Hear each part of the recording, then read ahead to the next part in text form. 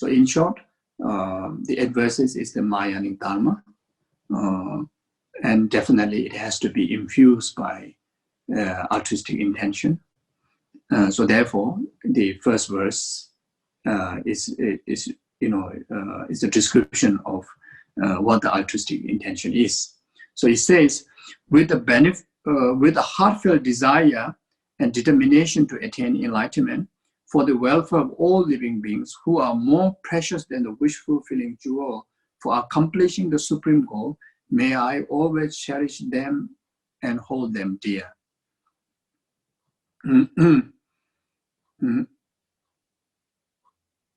So with a heartfelt desire and determination to attain enlightenment,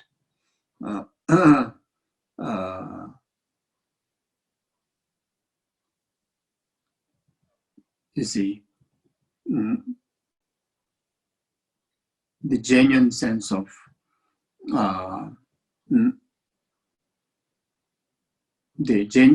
developing genuine the true aspiration through the mind of the two renunciations. The first aspiration, they aspire to liberate numberless sentient beings in the state of full enlightenment. For that purpose, then I must actualize state of full enlightenment. Actualizing that aspiration by understanding the faults of samsara and its causes within one's own being, the faults of the pervasive suffering, the samsara itself, the faults of its causes, the delusion and karma, the faults of specific samsaric human samsara, such as samsaric suffering, such as suffering of birth, suffering of aging, suffering of sickness, suffering of death. We know very well how challenging it is, when we first came into existence, into this world from mother's womb. The challenges within 9 months within mother's womb. When you refer to the description, how the fetus experience the life in the womb, it is tremendous. What you call the intensity of suffering, which we grossly don't realize that. You see, then when first time birth, first time coming into the gross world from a very protected kind of inner within the body, when first time start to touch the rough surface, how much suffering that has to go through that little baby. You see, we don't really pay attention to that, but in fact, when we look into how the Omniscient One described the suffering of birth is unbelievable. Then, throughout the growing period, we have emotional challenges, physical challenges. Then, as a human life, we go through different types of sicknesses. The process of aging. Can imagine people who experience going through the, just simple process, very obvious in the sense. It's not simple, but it's very obvious. But compared to so many intense, subtle suffering out there, it is very gross. Like, the women who go through menopause, the men who go through I don't know, menopause, or I don't know, there's something there. There are so many troubles the men go through, so many troubles the women go through. You see, someone I think older than me, you already went through much more than me, and myself, I have thousands of lists how much physically the trouble they go through. It's not a pleasant journey. Not really a pleasant journey of all young to old age. You see, so then more than that, the suffering of transition of life to death. It is unbelievable challenge, in our life. Just to go through if we don't have a strong practice of Dharma, strong understanding of renunciation, and if we don't have the capability to transform death into our path, then just to know about that one's time is nearer to the death is frightening. Can be terrifying. Then especially more than that, when we start to lose our gross consciousness and when we start to go through the death process, the dissolution of 4 elements, and more than that, the dissolution of 80 conceptual thoughts. Then go through the experience of,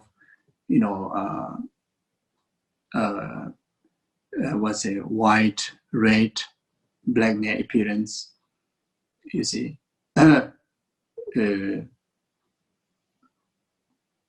is a subtle experiences that which can be, if we are not familiar, then it can be very frightening. It can be intense, troubling journey.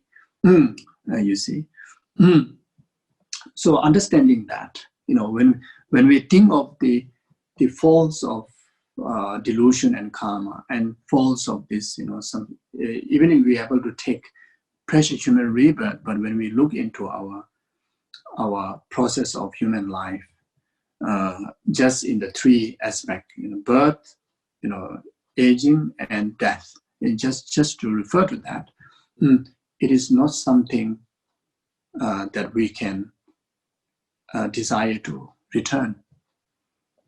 If we have a choice, we definitely want to be liberated from this existence of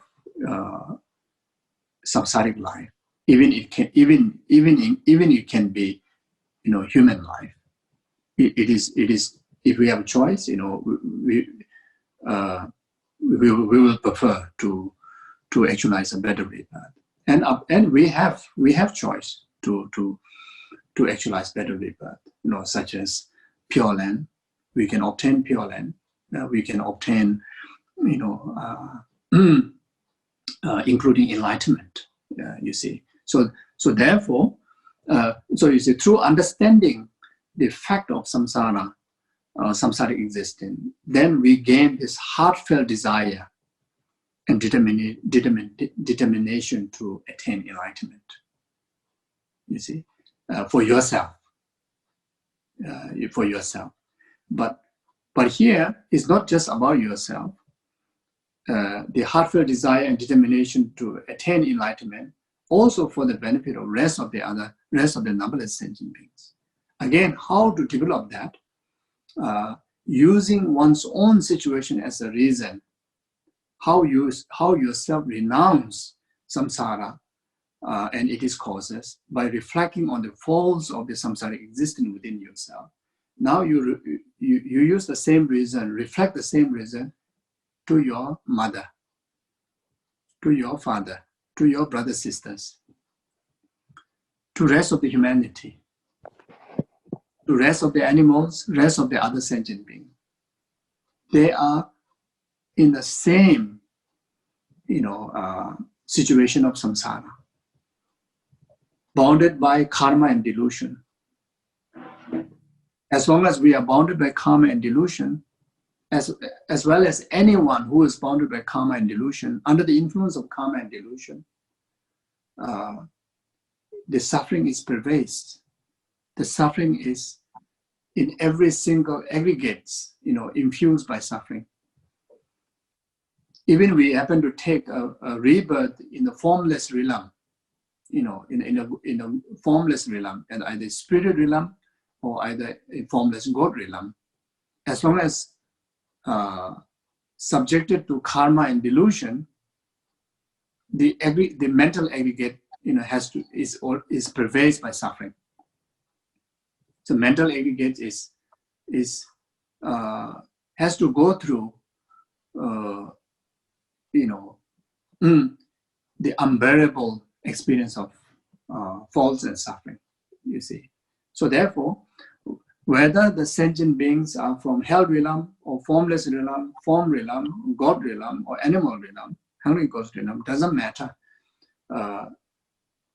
equally bounded by karma and delusion. More than that, conventionally, when you compare your rebirth with others, rest of the other realm sentient being, you are far more better off in the fortunate position of meeting Dharma, meeting spiritual education, have the capability to not just understand, but also, we do practice in our best ability. And not only that, we do experience in our life that we have changed a lot. When we compare certain type of our early life, this Dharma, the Dharma learning shape oneself a lot to much more a better person. See, we behave more compassionately compared to before we met the Dharma. We think more compassionately, compared to before we met the Dharma. We speak more kindly, compared to before we met the Dharma. So this is truth. You see. So therefore, like how the mother would cherish to the only one beloved child, for the well-being of that one beloved child, that you can dedicate entirety of your comfort and energy and effort for the well-being of your beloved child, isn't it? And our position is exactly like in that position. The rest of the numberless sentient beings, they are most precious in every aspect. They have been our mother in the past lifetimes, not only one time, numberless times. They have been our guru numberless times. They have been our benefactor numberless times. Even at the time the other sentient being play as a role of enemy, they help us to develop patience. Without developing patience, we won't able to achieve the perfection of patience. We won't able to achieve full enlightenment in that way. You see, even there are numberless sentient beings that who are in the position of neutral, ignorant, but then because of there's a numberless existence of sentient being, we got the opportunity to cultivate that openness, that vast state of, the altruism. Because of that, it sweeping, it benefited us to develop our path towards enlightenment. It lessened, the intensity of samsara, the duration of samsara within ourselves, you see. So therefore, the rest of the numberless sentient being has benefited us numberless times, in numberless lifetimes, all the time, and in future will be benefiting us. So therefore, while ourselves obtaining this fortunate position, it is our full responsibility, absolutely by my own responsibility, without relying on anyone else, by myself alone, that I will liberate the rest of the numberless sentient beings from entire oceans of samsara and its causes, and abide them in the state of temporary happiness up to the ultimate happiness, enlightenment. You see, so so this heartfelt desire and determination is very much referring to having this, the true aspiration that which nurtured by the two aspects of renunciation. The renunciation towards your own samsara and its causes, and renunciation towards other sentient beings as samsara and its causes. And that able to build heartfelt desire and determination, to pursue full enlightenment. For the welfare of living beings who are more precious than wish-fulfilling jewel, as I mentioned before, they are more precious than wish-fulfilling jewel. Like in our ordinary world, like diamonds and sapphire, etc. These gems are regarded very, very precious because it is very valuable, to provide abundance of material gifts. But then sentient beings are not only will benefit us to enjoy abundance of material comfort, but more than that, by cherishing their well-being, it provides us the wish of full enlightenment. You see, so therefore, it's who are more precious than wish-fulfilling jewel to accomplishing the supreme goal. The supreme goal is full enlightenment. So therefore, may I cherish them and hold them dear. So therefore, rest of the numberless sentient beings, that I will hold them very dear and cherish their well-being. So like that. So now, try to take this practice to one's own individual level. In this very stage, how much of this practice, that you can able to adopt in action, or at least in the thought. You see, in action, at least we treasure, people that to whom like your friends, your family members. In this very beginning stage, if we are unable to, physically appreciate or offer service or offer benefit to we don't have the capability to do to every single humanity, every single sentient being, but we at least capable to do that to your children, your parents, your friends, and people from your society. You see, so that is something they were capable. Even that is difficult for certain individual. Then at least we start with ourselves.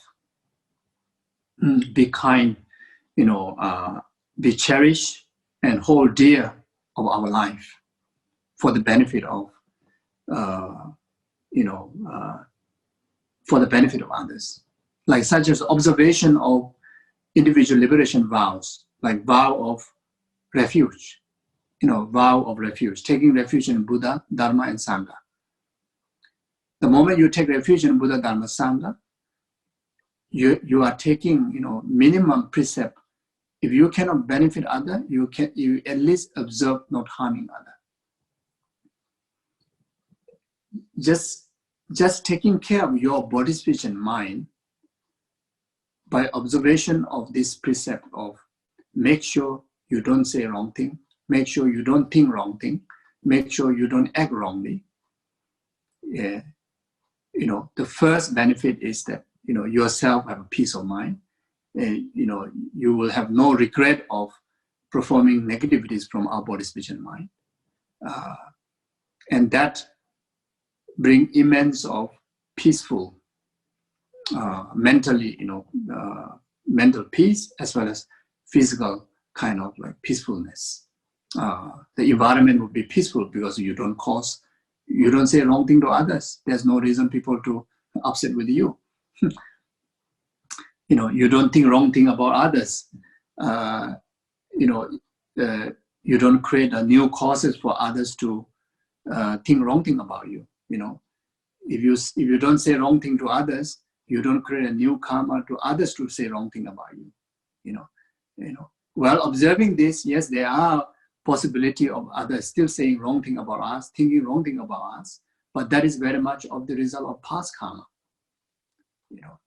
Our past lifetime that we have say wrong thing to others, scolded others, think negative about others, act negatively about others. Now karma is ripening, even though you are observing this vow, but then you still receive such kind of harm.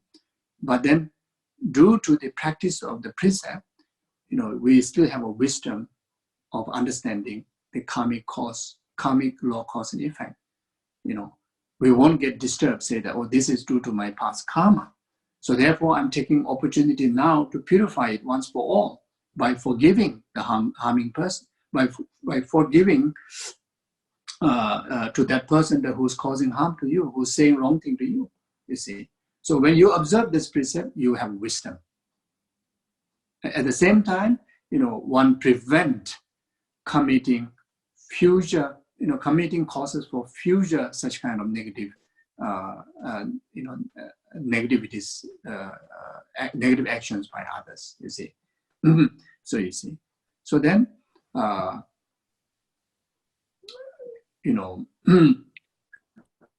at least, we don't abuse our body.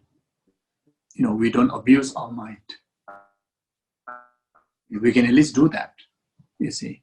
And that at least benefit one sentient being, like oneself, isn't it? You see. And anyone, you have friends, even how much you think that you are only one person, you have nobody around, but there are people who directly or indirectly care about you. Could be friends, could be family members. When our mind is disturbed, they also get disturbed. When we go through our physical sicknesses, they also worry. They also get concerned about you. You see, but when your body, speech, and mind is intact, healthy, in positive virtue, the rest of the other people who concern about you, you don't contribute the worry into them, isn't it? You see, so at least we can do that. At least we start with taking care of our body, speech, and mind. Protecting our mind from arising of negative emotions like anger, attachment, jealousy, etc. We can take a vow of 10 virtues. We take the vow of 10 virtues, precept of 10 virtues. No killing, no stealing, no sexual misconduct. Then the 4 aspects of precept of speech. Then 3 aspects of precept of mind, the heart. So, but in short, at least observing the discipline of, if you cannot benefit others, but at least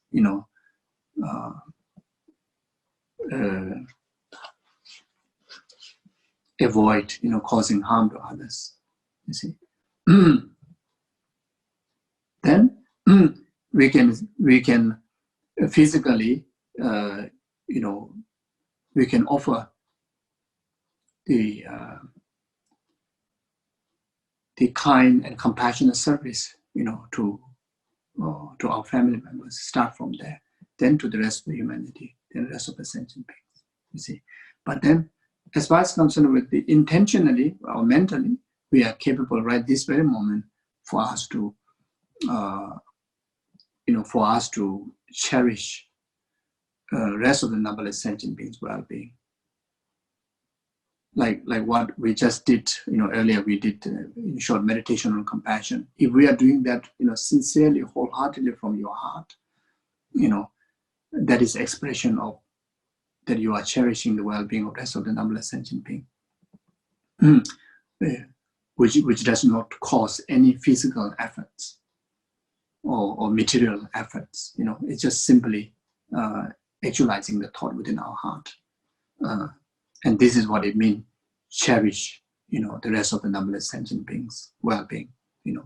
Hold them dear, hold them as precious. You see,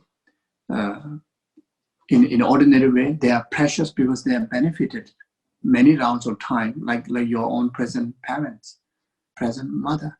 But then spiritually, they are the cause of our enlightenment. So therefore, we have to hold them dearly. So like that. You see.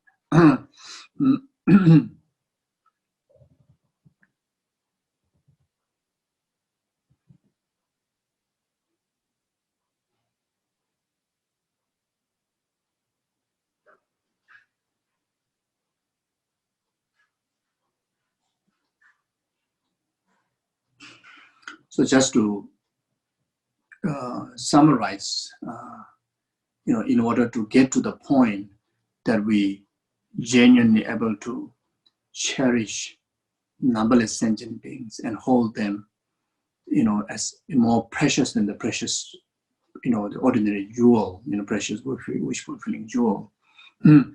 First, we have to develop renunciation within ourselves. Then use that as a reason to develop renunciation towards the rest of the other sentient beings. So that is the key, causes for us to develop the heart of, absolute, genuine cherishing of others' well-being. So without stable renunciation, we won't able to have a stable the altruistic sense of the attitude within us, like that. So on the basis of the foundational, the causes, the development of renunciation, then beneficial for us to commit ourselves, taking aspirational Bodhisattva precepts, aspirational Bodhisattva precepts, that oneself at least commit to cultivate the attitude of concerning the well-being of numberless sentient beings in our day-to-day life. So this is called taking the aspirational Bodhisattva precepts. So once oneself nurture well in that, then we can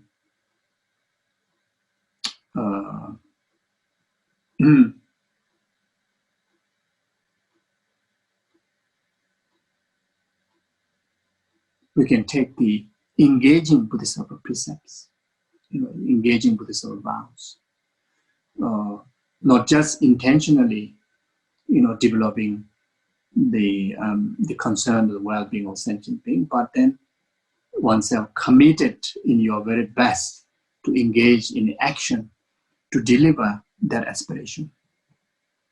You see, and that is the oneself committing to engage in the practice of 6 paramita, the practice of generosity, practice of moral discipline, practice of patience, practice of joyous effort, practice of concentration, and practice of wisdom. Oneself commit to engage in those six aspects of practices of the Bodhisattvas. In the the paramita or the six practice of 6 perfection directing as a tool to, a tool to offer service to the sentient being. You see, it called as like generosity, patience, morality, and patience, and joyous effort, concentration, wisdoms is a common practice to Bodhisattva's practice and Sarvakas, including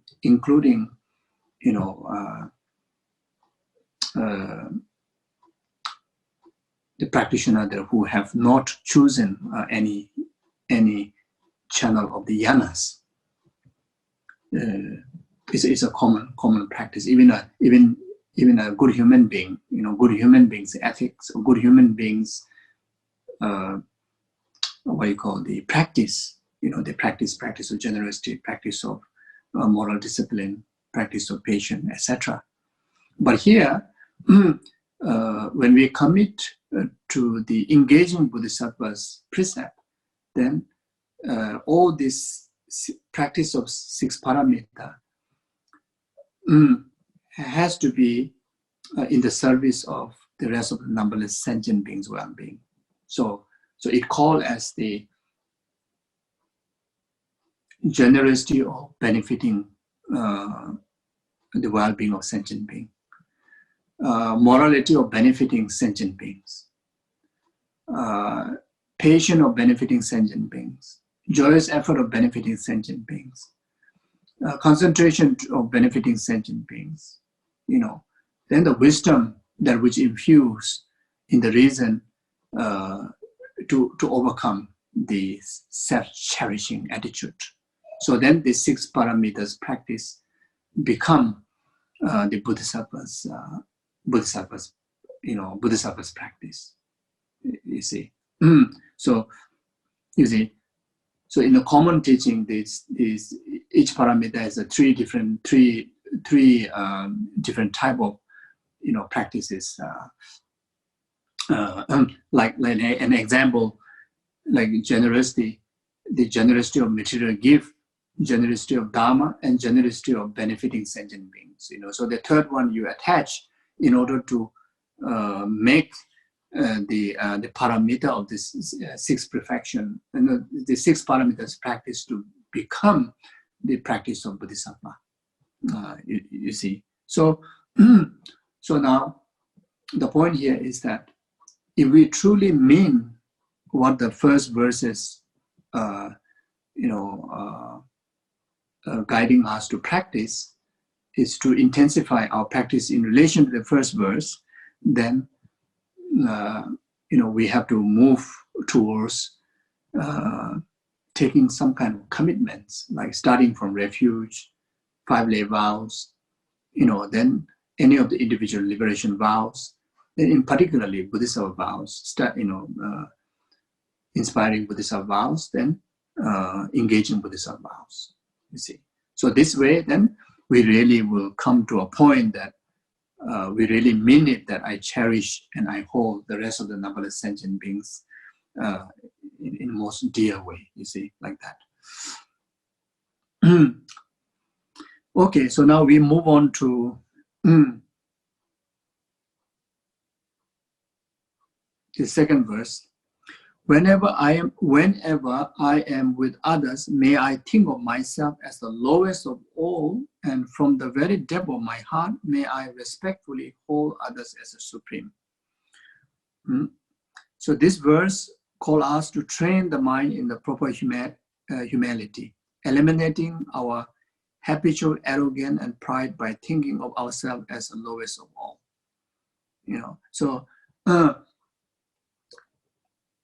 So this doesn't mean that one should have an inferior kind of inferior mind. It's just simply recognizing the faults of the ego-centeredness.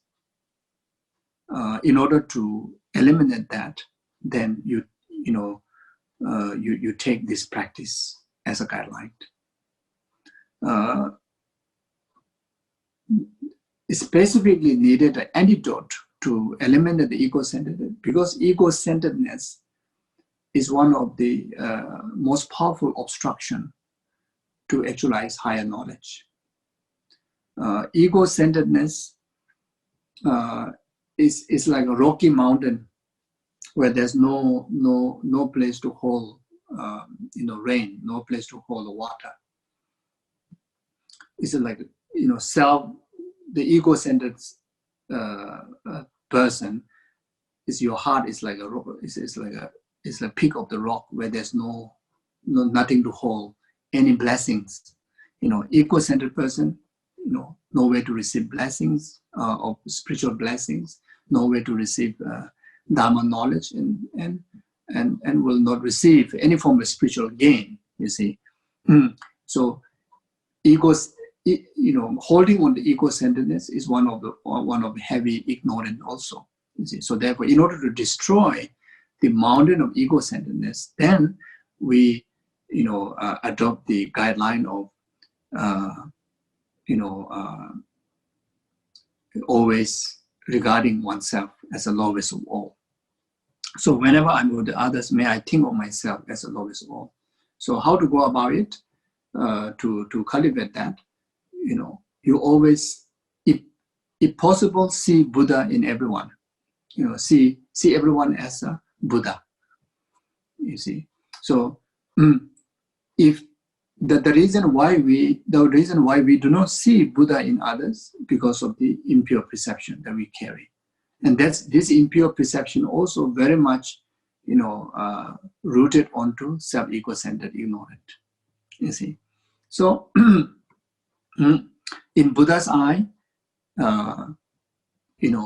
everyone is Buddha.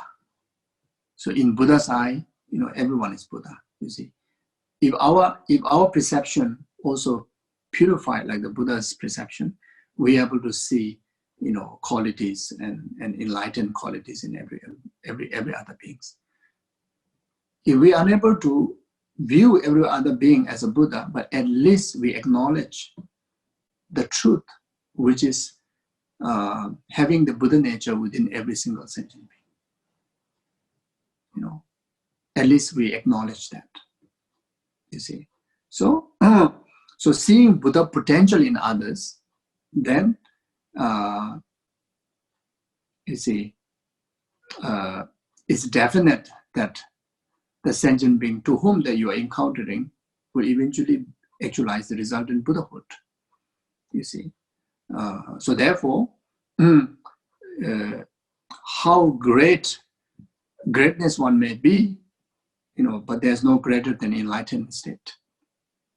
You see, so this person that to whom that you are challenging with your ego-centeredness has Buddha potential, will become Buddha. So therefore, that I should see the faults of this degree emotional ego-centeredness, and in order to destroy the ego-centeredness, then I choose to practice seeing myself as the lowest of the others. So like that. So whenever I'm with the others, may I think of myself as the lowest of all. From the very depth of my heart, may I respectfully hold others as a supreme. It has to be very sincere, not just saying, but it really, the sincerity would come when we start to see quality in others. So in a Buddhist practice, acknowledging the Buddha quality within others, the Buddha nature within others, Buddha potential within others, is the way that we can able to, sincerely from depth of one's heart, can able to hold others as a supreme. You see, so like that. Buddha himself,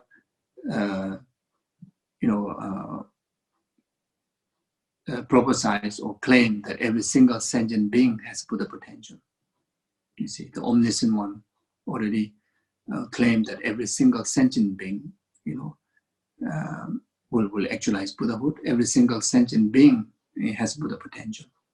And not only that, even in our ordinary understanding, you know, when you think inwardly, or when you think more deeper level into others' being,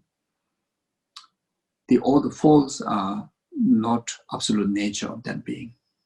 You know, the compassion, loving kindness, altruism, wisdom in fact, is their innate nature. You see, all the faults are just a temporary obscuration.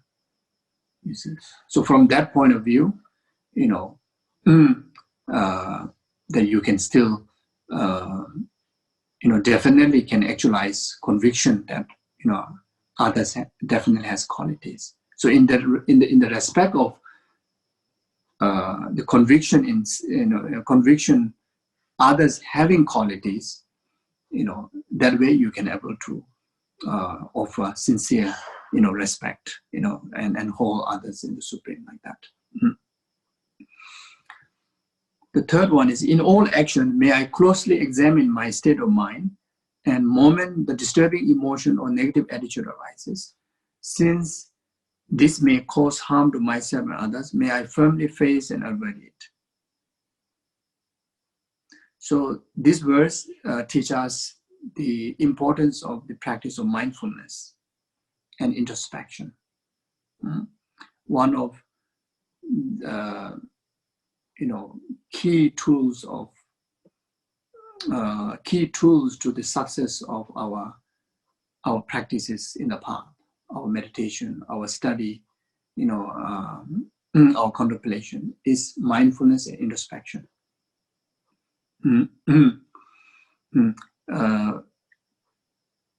Being mindful in all actions of our body, speech, and mind.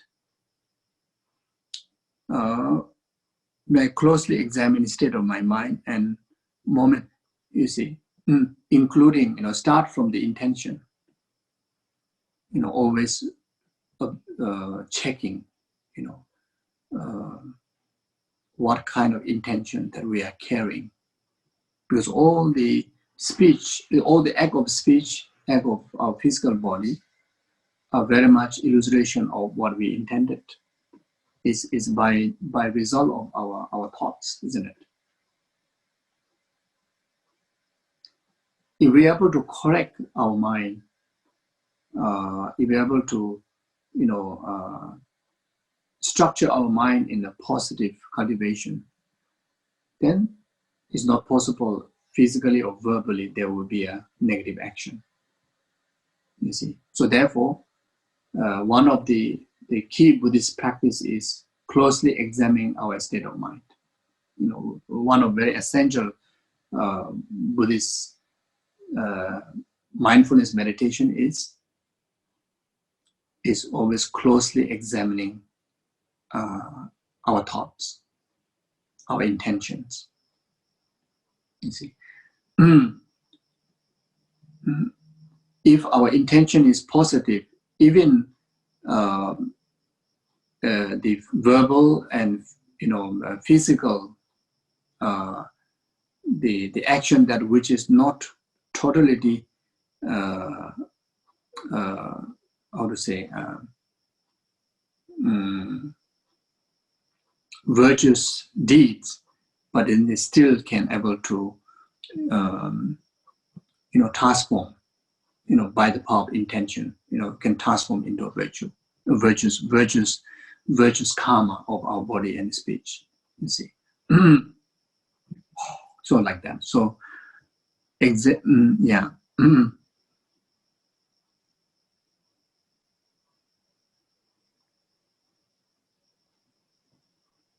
So in particularly, whenever negative emotion arises, you know, one has to avert it, you know, without delaying, you know, by understanding that it will cause harm to oneself and harm to others.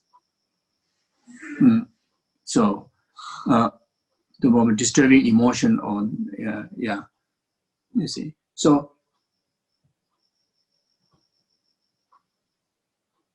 in order for us to be effective in averting whenever negative emotion arises in our heart,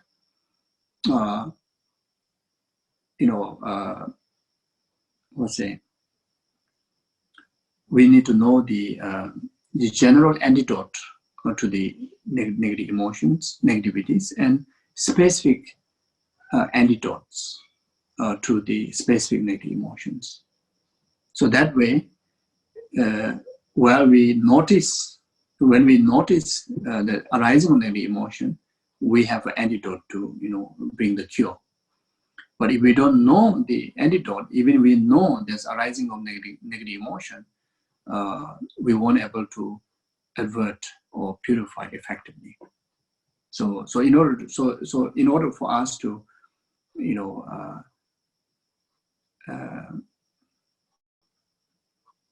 apply the teaching, the verse 3 most effectively, then we need to know the different aspect of the Dharma. You see, so the Dharma is the antidote. Dharma means the antidote. So Dharma is the tool or the method to purify, to transform, to avert, the negativities and negative emotions. So the general antidote to any form of negative emotion or negativities, the general antidote is the wisdom. Wisdom realizing emptiness, the wisdom of selflessness of person, wisdom of selflessness of phenomena. That is the general. That is like one medicine that can cure, all the diseases, all the negative emotions. You see, the altruistic wisdom. Yeah, just wisdom is not good enough. It has to be altruistic wisdom. Just wisdom realizing emptiness of self, or wisdom realizing emptiness of phenomena. You cannot destroy the negative emotion of self-cherishing attitude. You can destroy the negative emotion of self-grasping attitude, but you won't be able to avert the self-cherishing attitude. So the wisdom here, the one medicine that can cure all negativities, are referring to the altruistic wisdom. The emptiness wisdom, which infused by the altruistic mind, the bodhicitta, or the great compassion. The wisdom that infused by great compassion. When we talk about infuse to the wisdom, meaning either infuse by intention, or either infuse what you call the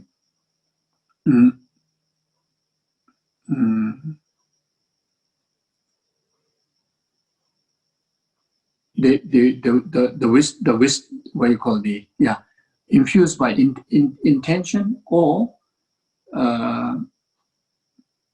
the force of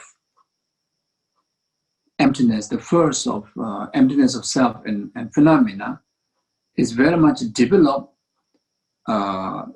because of the strength, because of the basis of that wisdom is bodhicitta. Like an example, like of those, the practitioner in the Bodhisattva path. The practitioner in the Bodhisattva path, their wisdoms are developed because of the basis of the Bodhisattva path, that which is altruism, bodhicitta.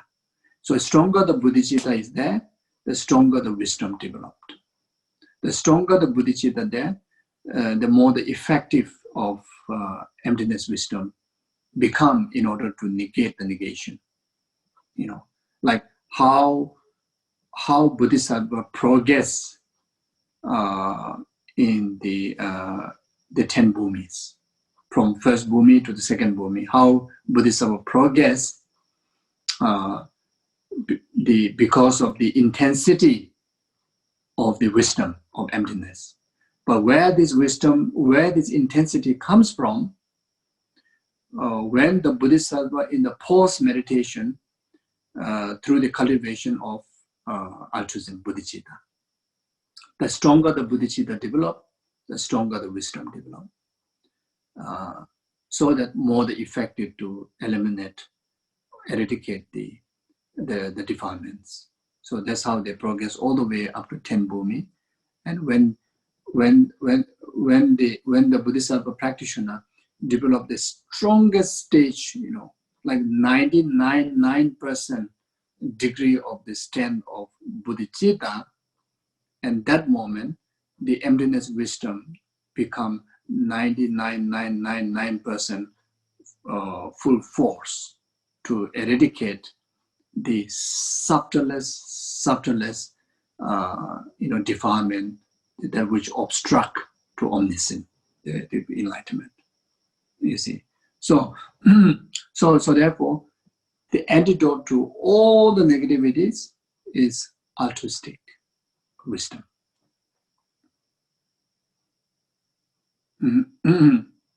So the meaning that whenever anger arises, if you meditate on emptiness, it will help to overcome. Whenever attachment arises, when you meditate on emptiness, it will overcome, it will help.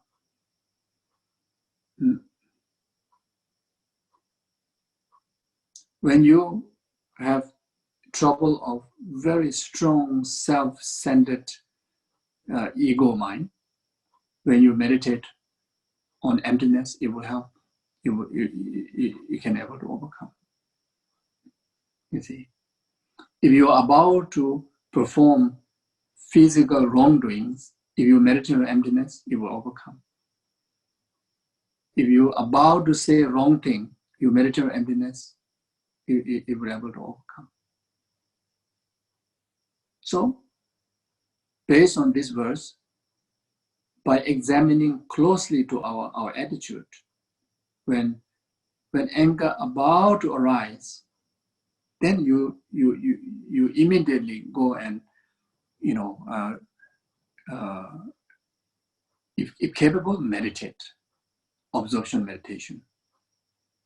If not, at least do analytical meditation.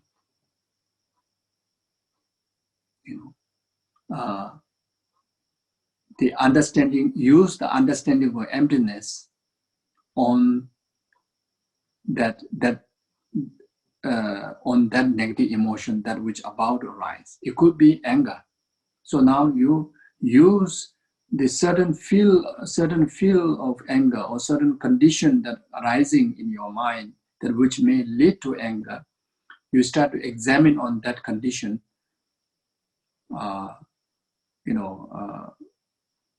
from the point of view of the emptiness understanding.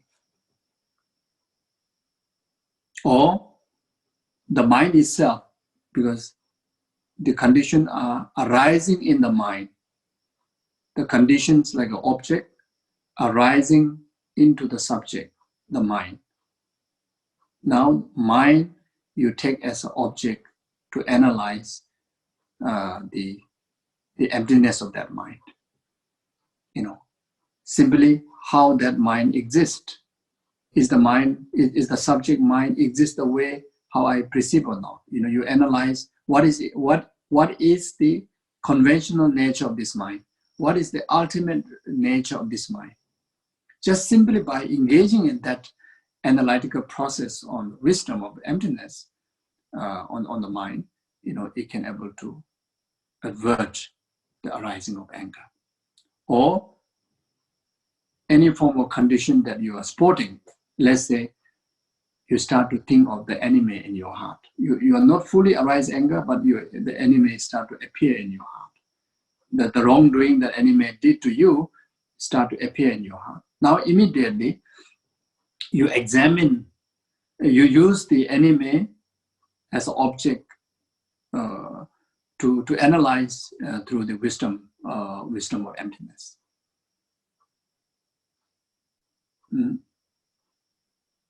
or the deed, you analyze, in the wisdom of emptiness.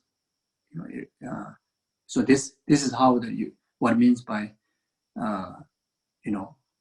apply the antidote and avert it. You see, so specific antidotes. So attachment, then like what taught in the Lamrim, you meditate on false ugliness, attachment. Let's say attachment to the body, then you meditate on ugliness, like skeleton. You meditate on the skeleton of the body. Because conventional reality, if you go to search, more deeper level, more detail, the body which you attach to, you see, it's very much like just a skin cover. When the skin you take off, you'll be frightened. You won't attach anymore. You will run away. when you see even just 1 inch of the skin peel, then see whether you're still attached or not, whether you still desire to that physical body or not. You see. So that is like that. So whether it's to do with your own body or whether it's to do with others' body, it's a big thing, in particularly in the desire world, which is our world, and we are desire being. One of the main delusional issue is the desire. That's why we call it as a desire realm. We are in the desire realm. Compared to other universe being, we are more critical in relation to the attitude of desire. You see, yes, we have the tendency of anger, tendency of ignorance, tendency of rest of the delusion, but all this tendency develop into a fully maturity is very much caused by desire. Intensify ignorance because of desire. Intensify anger because of desire. Intensify self-centeredness because of desire. You see.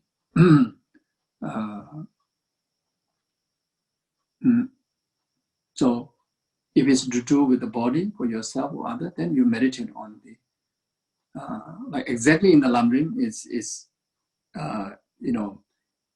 it teaches to meditate on ugliness. This is a direct word that he used. So we have plenty of ugliness. You can have many pages of lists. When you reflect on that side, you see. It is not,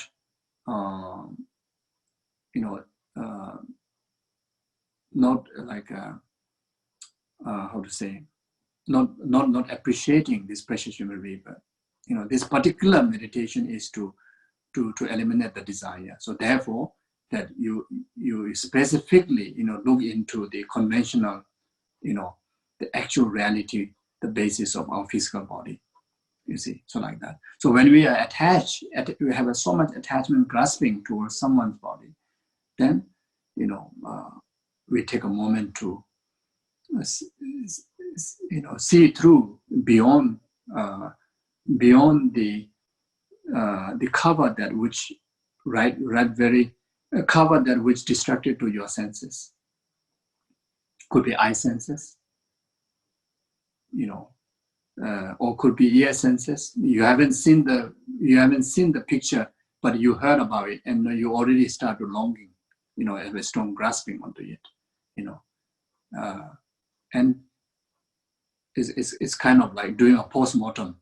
You just do the postmortem, stage by stage, and so this is recommended in the teaching, for us to overcome the desire towards our body, which which is very serious delusional negativities.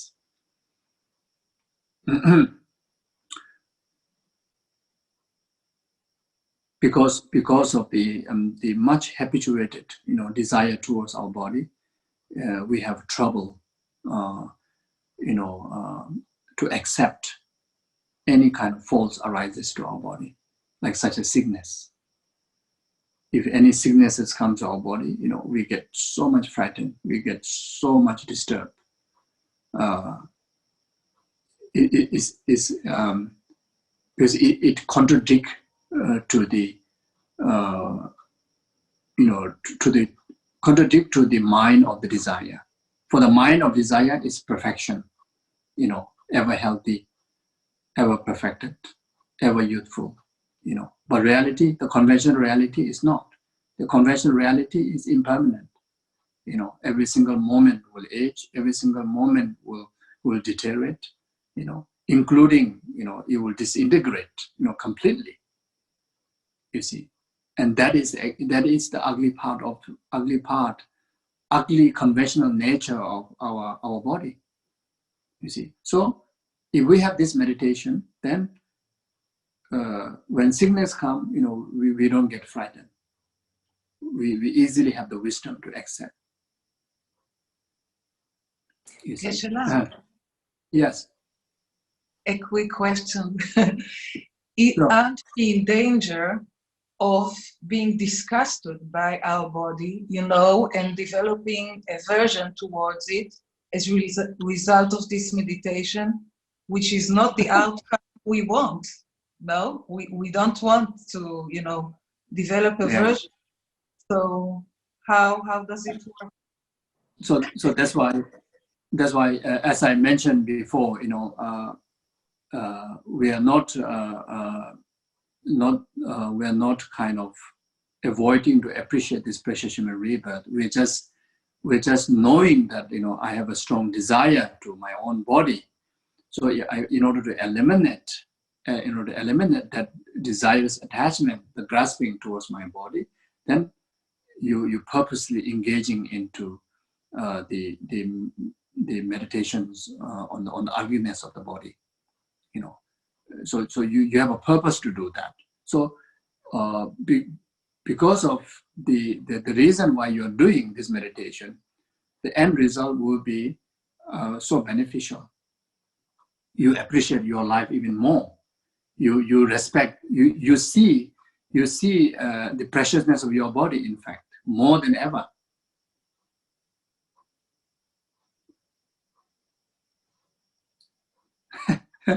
If we really do the meditation as guided, then we won't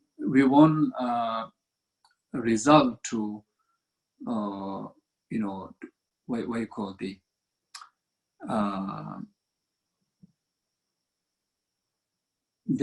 inferior towards your body. We won't conclude that way. We will conclude with a positive impact. Okay.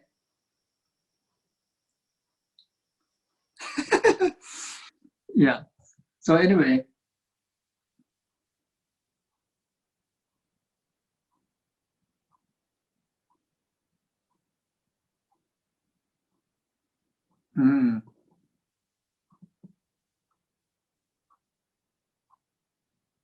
Then again in the Lamrim it teach if there's arising of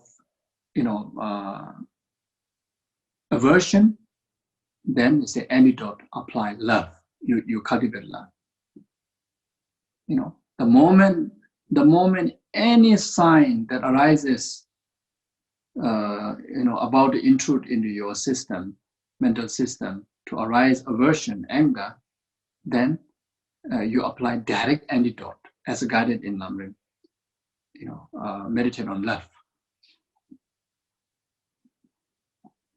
And if there's a danger of arising of ignorant, intensify ignorant, is there anything, any negative emotion that very much directly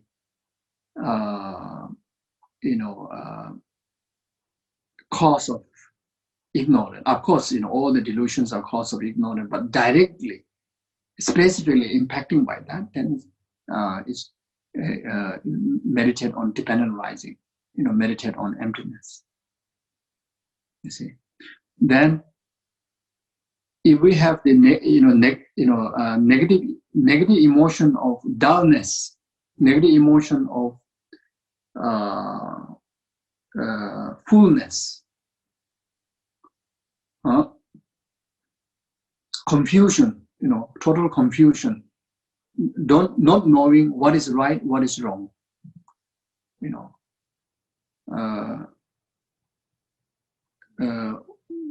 what are the right decision, what are the wrong decision, like sometimes we just come to a like total blank. Then again in the teaching, Imam Rim emphasized to meditate on the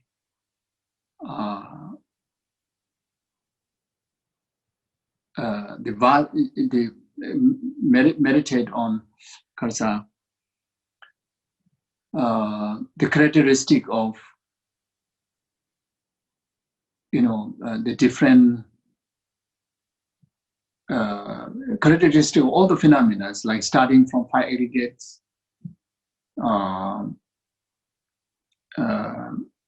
18 constituent,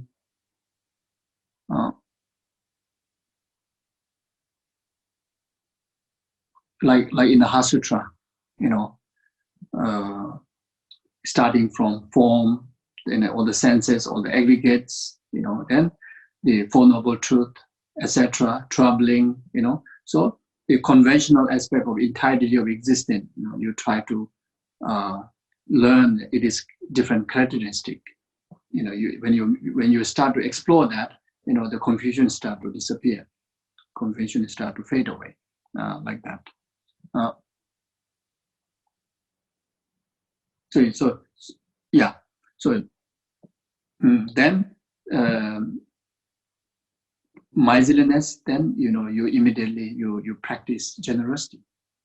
You see, if there's a danger of rising the negative emotion of miserliness, then you cultivate generosity. So generosity of Dharma. You immediately when you are about to accumulate the negative karma in your intention of being miserliness, then you immediately recite Om Mani Padme Hum and dedicate that merit to rest of the numberless sentient beings' well-being. You make the Dharma charity.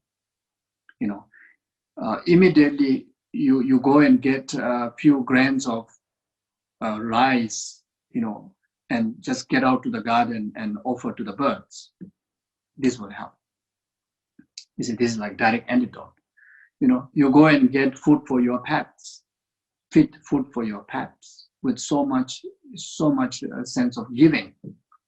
You go and prepare meal to offer to your family members with so much sense of offering. You go and make offering on the altar, like whatever offering, etc.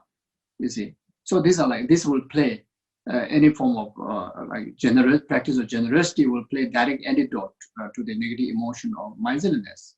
You see, then generosity of protection. When you have this sense of very tight stinginess, miserliness, the stinginess, miserliness, not just talking about material position. The stinginess, miserliness of not, from opening your heart, sharing, love, sharing kindness, have a spaciousness in your heart to think of others' well-being. Sometimes we are very stingy. We only think about ourselves. You see.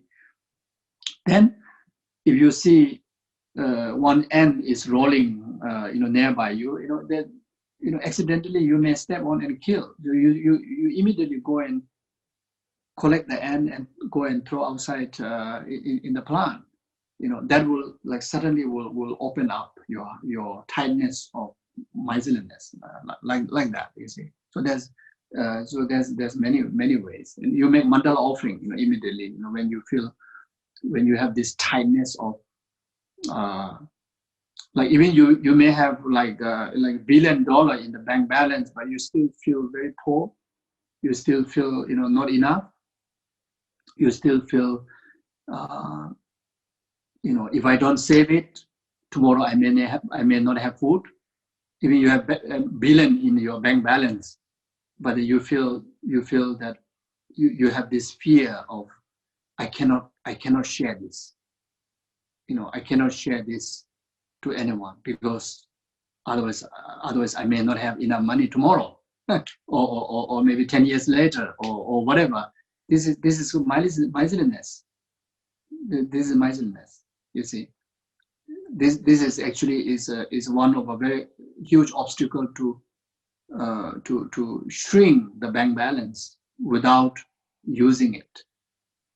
There will be unnecessary kind of like a leakage, like that. So immediately, if you are a practitioner, if you know how to do mandala offering, if you have the real, like the mandala set like this, then you immediately go and do mandala offering, offer to Buddha Bodhisattvas. Immediately it will subside. You will feel your abundance.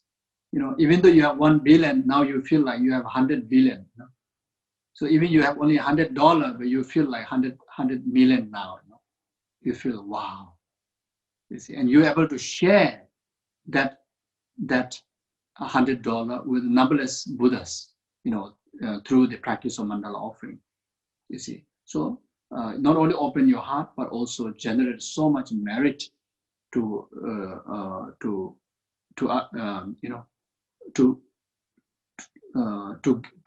gain more abundance in that, like that. You see, jealousy, rejoice. You see, whenever jealous mind comes, then you cannot wait even for a moment, to let the jealousy mind to take place in your heart. It will ruin our virtues. It will ruin peace of our mind. It's only negative impact. Even you let it remain even one moment in our heart. You see, so immediately, whenever the jealousy, there's, your neighbor, just bought a flashy car, immediately you start to rejoice. You start to feel happy for the person. Wow, Oma home, wonderful. You see. So if someone is doing retreat, wow, I rejoice. Even you wish to, but you don't have time, but you rejoice. You see. So the benefit, not only you accumulate merit, but immediately you have a peace of mind. You don't have to suffer. At the same time, you accumulate so much merit to actualize such kind of benefits in future like that. Then wrong view. We have so many wrong views. Our heart filled with wrong views. Wrong view of unable to discriminate what is the right cause for what is the causes for the virtue, causes for what are the causes for genuine happiness, what are the causes for suffering. You see, and because of that, we make immense of wrong decisions mentally, verbally, and physically. Commit so much negative karma. We have a wrong view of always stay hallucinated. If we are not aware of emptiness, we are always in the wrong view. We're always in the idea of inherent existence. The moment we open our eye, the moment we open our ear, open our mind, what we perceive, what we perceive. Yes, we perceive real phenomena, absolute phenomena, correct phenomena, but the apprehending to what the perception perceives is all a mistaken perception, mistaken apprehension. Why is mistaken apprehension? Because we believe as it is the way how we perceive. We believe as a real the way how we perceive to it. You see, and that in fact is a heavy ignorance that intensifies all the rest of the delusion. You see, like a potency to rest of the potency to strengthen the rest of the delusion, the rest of the delusional attitudes. You see, so therefore, like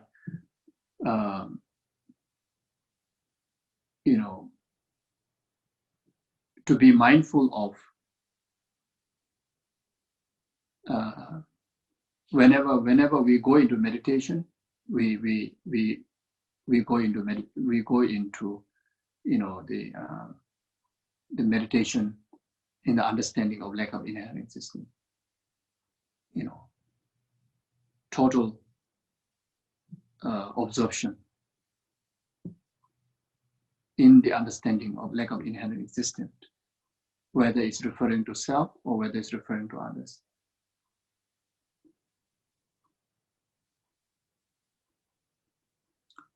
During the post-meditation, day-to-day life,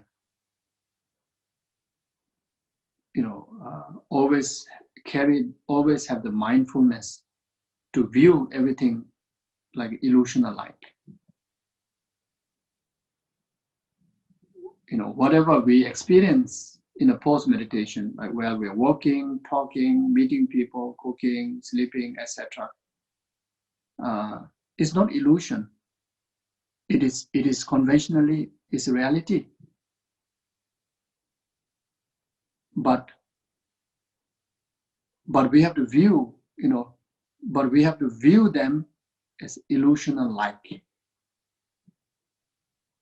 We are not denying, there's non-existent of walking, non-existent of sky, non-existent of road, non-existent of food, non-existent of family member. We are not saying that. You see, we are just trying to reach to the absolute reality. Yes, there's existence of relative, but the relative exists to you in the nature of lack of inherent existence. You see, so therefore, what you see does not exist that way. You see, therefore, it exists in illusional life. So we carry the view of viewing our experiences towards our five senses as illusional life. So we carry that mindfulness, so our mind get protected from the hallucination of wrong views. You see.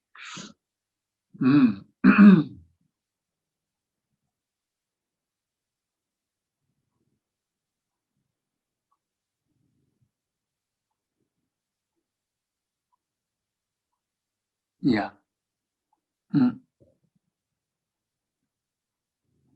It's there are, of course, there are numberless defilements and delusions, but then if you want to put into a certain category of number, then it's saying that 84,000 delusions out there. Then Buddha have spoken 84,000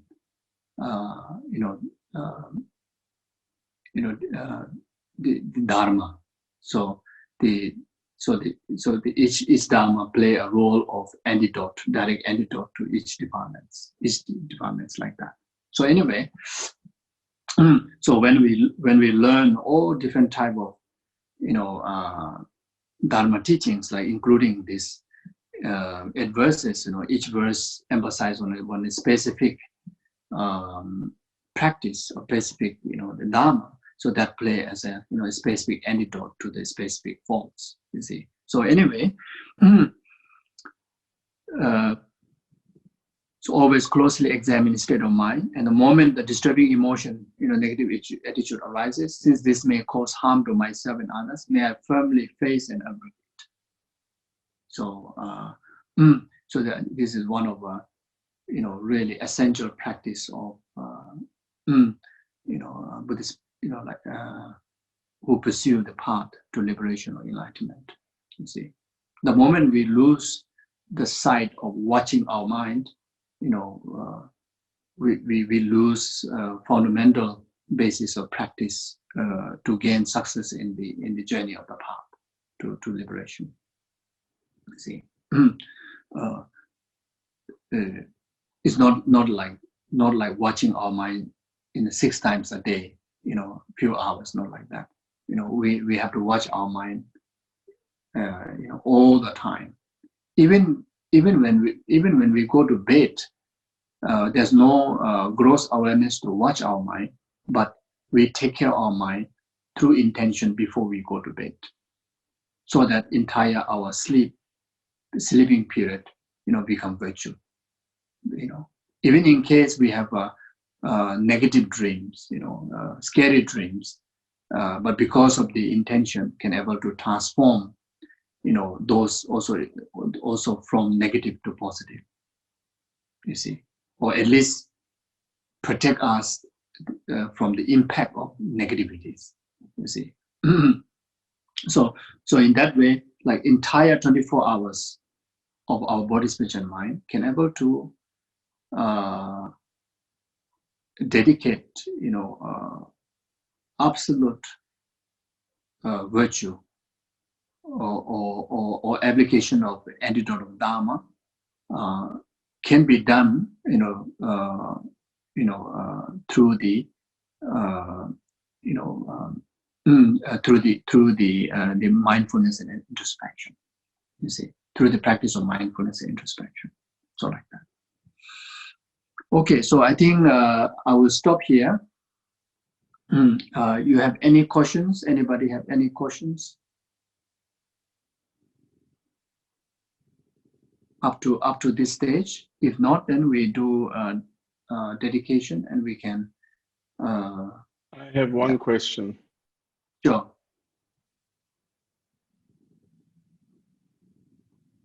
Yes, please. Can we do it twice a week?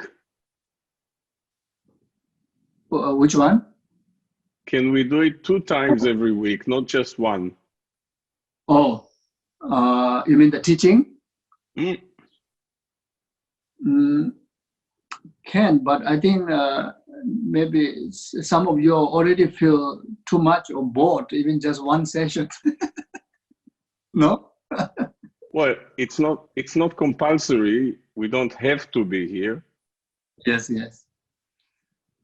sure. We can do 2 sessions. Yeah, if you wish to, if you have time. Yeah, for me it's okay. We can do one on Tuesday and one on Sunday, if you like to. I think Maybe it's a question for Tal. Yeah, but also the technical team and maybe many people may have some other things, other programs. So like that. So for me, I'm most happy if you are not bored.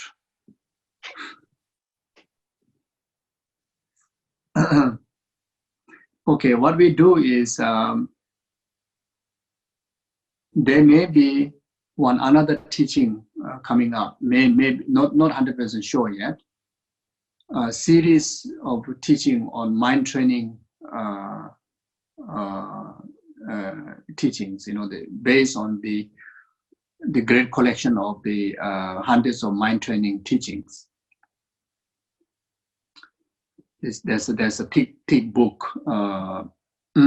translated by Dr. Jimba, and it is a classical book that which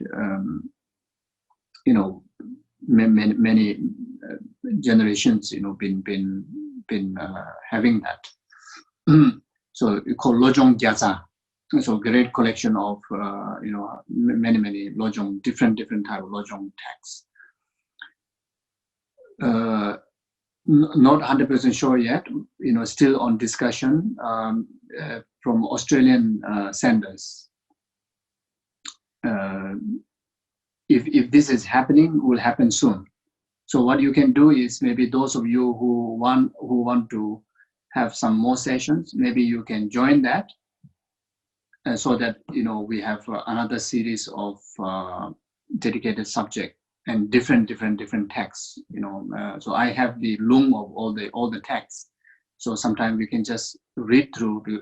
Also would be beneficial. today even my reading become a little bit how to say, cloudy. Today my mind is a little bit cloudy. I don't know. I need to apply some antidote. so it's not kind of like a full energy like that. So Sukila, maybe I think here everybody must be hearing. So those of you who want to have more sessions, you can. When we have that session, then I will let Tal know, or Suki yourself or Tal. Then you can share with the group. Then anybody can join in like that. And at the moment, if this series of teaching happens, then maybe may go for quite long. Like be consistent. So like that. And for this session, we will. I think we need another 2 to 3 more sessions on the adverses. Then after that, we see. It depend on you all, either to continue or either we can stop. We see how it goes. Okay. Yeah. Thank you. Anyone else has any question? Otherwise, I stop here. Okay.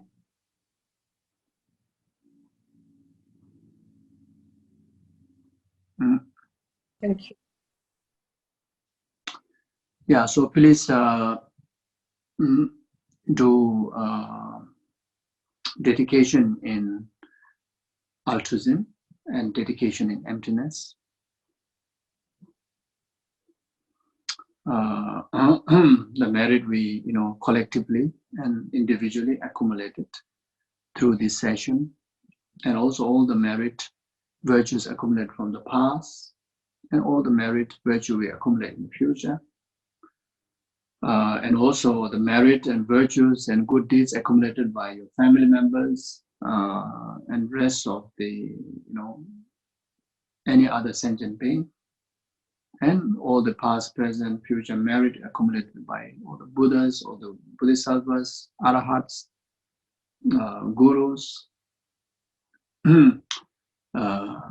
all this merit collectively be the complete cause for oneself, one's family members, and rest of the numberless sentient beings to eradicate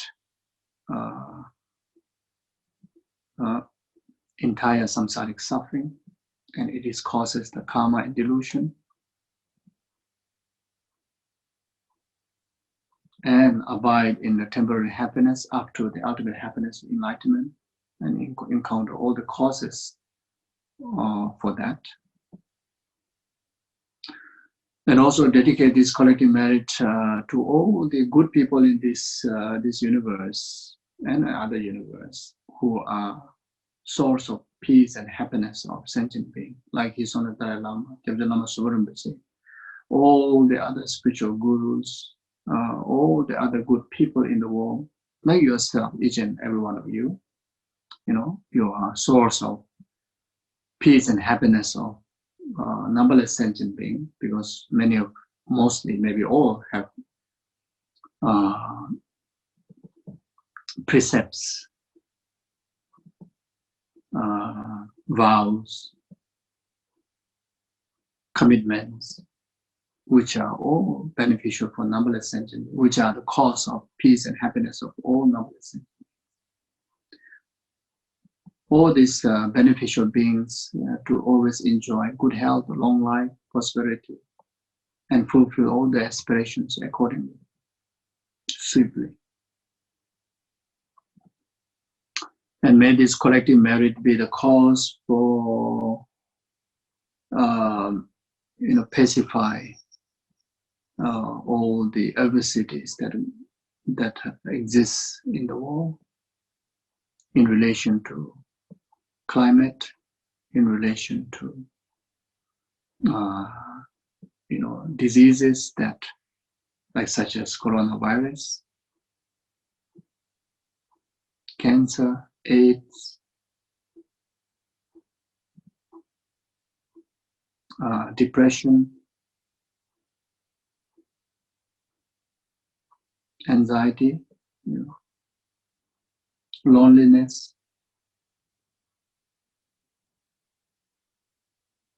and of course, war, conflict, misunderstanding, etc.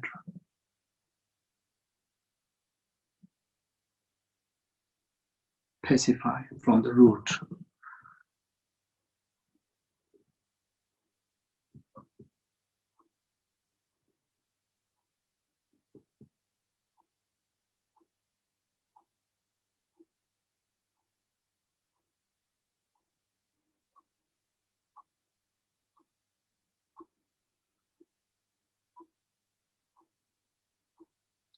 Also, this collective merit we dedicate to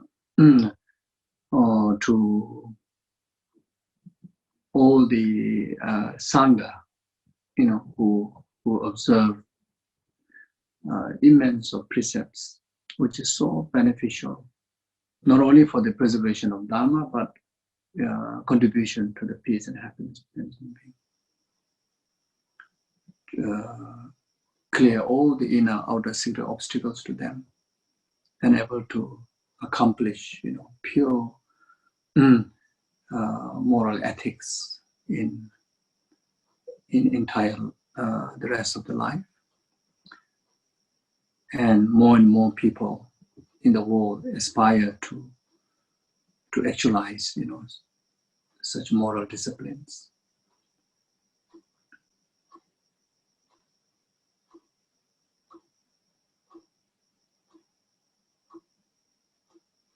Yeah, then also this collective merit dedicate to people who pass away, in particularly, during these 49 days, people or animals or anyone who pass away.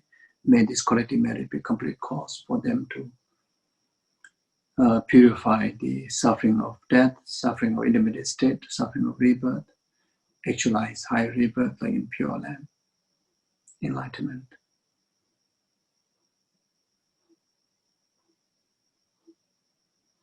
And especially dedicate people who are sick,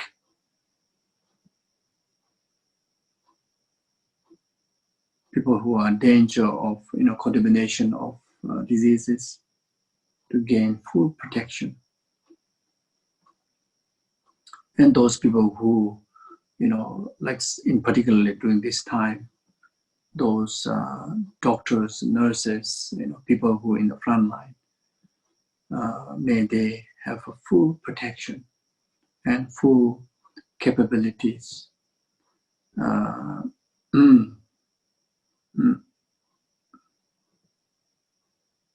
to protect themselves and also to protect others and help others, liberate others. Yeah, then may days and nights be auspicious to each and every one of us, each and every one of the rest of the noble sentient beings. Chanjo semjo rinpoche ma je panam je yuji jewa nyingba me bari kone kondo pewa shu tonye tawa rinpoche ma je panam je yuji jewa nyingba me bari kone kondo remye tawa rinpoche ma je panam je yuji jewa nyingba me bari kone kondo pewa shu karira vikuwe shilo penda dewa Geshe Tenzin Zopa shabe sede batu tenju che tuzo chansi changwa jawe ziyo bebe kunso shozon gowe lame tudo wataso tuje kondu shaten sho semje neba chinyi pa nyudo nere tanju che dowe nene wale ko tatu chungwa beda zowa mi gobe ishe nuwa pasum je semje rawa konzebe samba chujin tube trashi jambe bawo chida kyamba to kudo sambu deyante deda kuji chizu dalu jawa deda tamjiro tuzon shebe jawa tamjiro mowa gana chido daji jewe zawa de kuji sambu chujiro. In short, how the Bodhisattvas like Chenrezig, some of the Bhadra, how they dedicate whenever they accumulate virtues, may I too dedicate just like them, so that the merit can be shared by equally rest of the numberless sentient beings and most effectively, most beneficially. Chula de Java Jumaya was busy in the mother's way, Javola child, the Joseph was going to some child, or tired of visiting all the names on the exam, so tired of visiting all the names on the exam. Tired of visiting all the names on the exam, which is what tired of visiting all the names on the exam, which is tired of visiting all the names on the exam. Duro Duro Jam, which is Jumna de Java Jumaya was the best, and Mangela with the way, Chuna de Java Jumaya was the best. More the Molam Gerald to the Javola charts shaking on Manchester, the Tembe Molan Jeme, do show. Tembachi, Temba Innovation, it is a policy. Temba Urin, Never Transi show.